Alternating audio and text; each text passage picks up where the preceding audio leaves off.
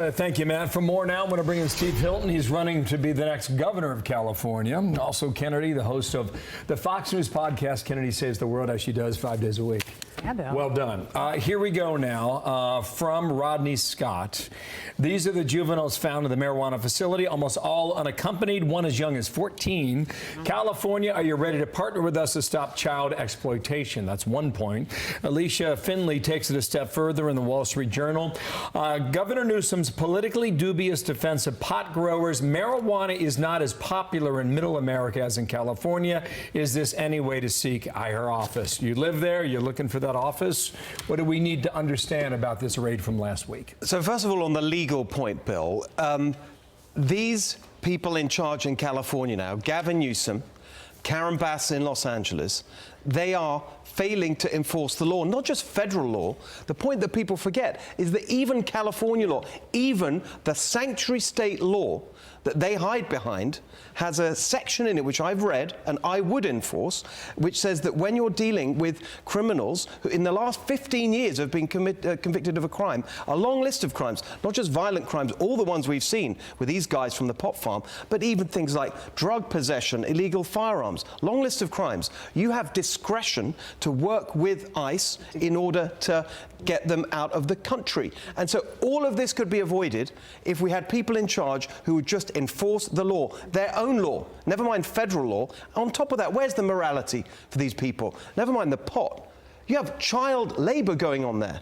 So now you have Gavin Newsom so twisted by his hatred of Trump and his desire to pander to his base that he's defending child trafficking, some of these people child molesters. I mean, what is wrong with these people? Kennedy, how do you see it as a Californian and somebody who pays attention to these issues? As a Californian, I mean, I do think that there's clearly an area here where you have state officials and federal officials who are trying to do each other's jobs.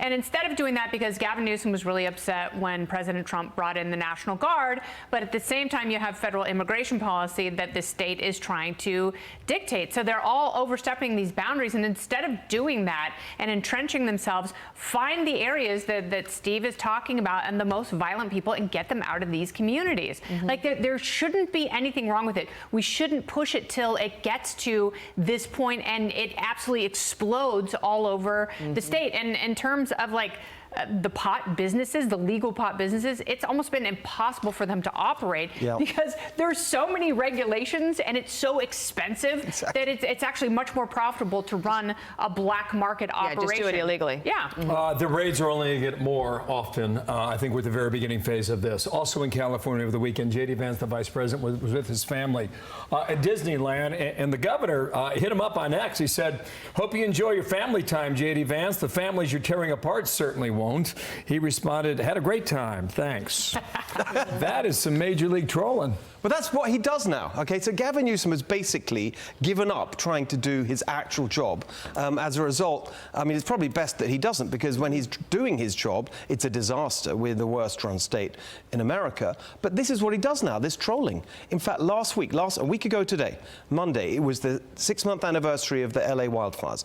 I did an event in Los Angeles pointing out that nothing's been done. It's still a disaster. Kennedy and I have talked about this. What's Gavin Newsom doing? That same day, he puts out from his press office, they're bragging about, because he's trolling President Trump, his social media followers are going up. That's what Gavin Newsom now thinks of as success for him. Not running the state properly, but boosting his social media. He's not the only Democrat who thinks that too. But there's also this, in LA, continuing to do these cash payments, including to illegal immigrants. Here's Karen Bass, the mayor of LA, on this. But we also are going to have a reinstitution of the Angelino card, something that Mayor Garcetti started during COVID, that will actually provide cash assistance to people. Because, you know, you have people who don't want to leave their homes, who are not going to work, and they are in need of cash. It's a couple $100s, I don't know the exact amount, and this should be available in about a week. And that's specifically for people who have been affected by ICE raids.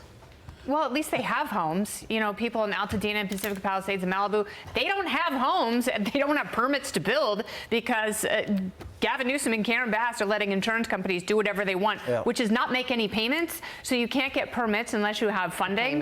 Yes, and so these people have been. Is that city money or state money that she's spending? No, she's saying that it's philanthropy. Yes. But what that means is there's all these non-profits, which, just as we've seen before, that ends up being funneled through. It's actually taxpayer money going to the non-profits. Then she said, oh, it's philanthropy. No, it's taxpayer money. Yeah, it's philanthropy, but we're going to oversee it. By the way, at a time when she has a $1 billion deficit in Los Angeles, $1 billion deficit, and this is where it's about. And the final point, she says, oh, this is for people who are too frightened to go to work. Why are they frightened to go to work? Because of her fear-mongering.